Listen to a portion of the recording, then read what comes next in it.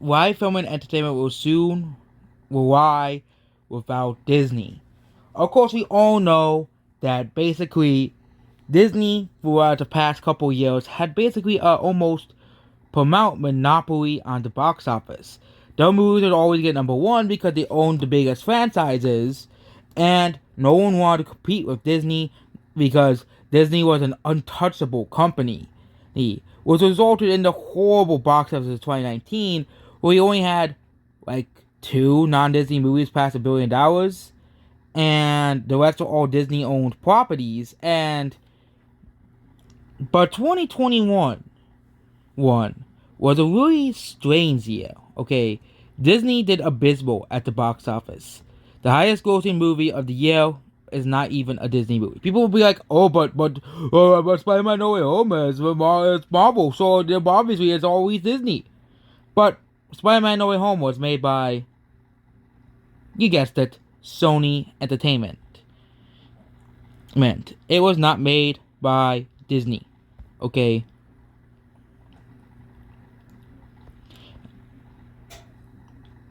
And here are the highest grossing movies of the year. Disney does not have a clear monopoly over it. Free Guy, I think, is one.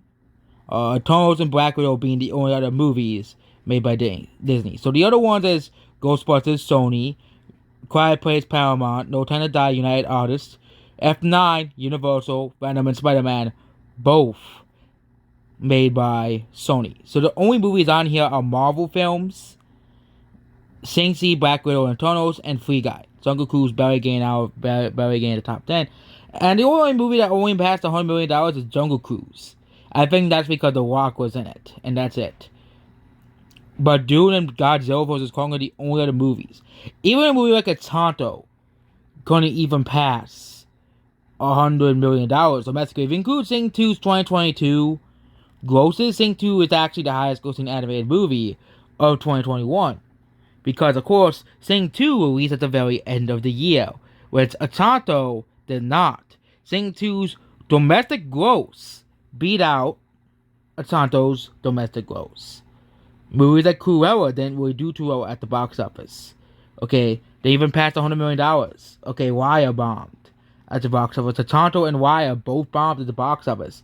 Disney just flew Luca and now Turning Red on Disney Plus because they don't even know they probably just think it's gonna bomb at the box office. Disney is in a really tough spot right now. Okay. And 2022, Disney released no movies that year. Only like Scream came out, and that's it. Yeah, but this is the highest grossing movies, and Disney didn't really do too well. Okay, Disney didn't do too well at the box office, and that's the most hilarious thing in the world. A company that is known for, owning everything, known for having all of the biggest properties in the world. Disney Plus is also floundering as well. We all know they are. Disney Plus is starting to flounder as well because nobody cares about Disney anymore. People are leaving Disney in droves. I look at the Blu-ray sales for Disney movies. No one is buying Disney movies. Where is the only movie that really did well on Blu-ray on this chart? Then we have News of the World, Black Widow's at 13, Zack Snyder's Justice League is... Snack Snyder's Justice League? I think it's around 255,000 copies sold. But Disney isn't really doing too well at all. Luca barely did better than nobody.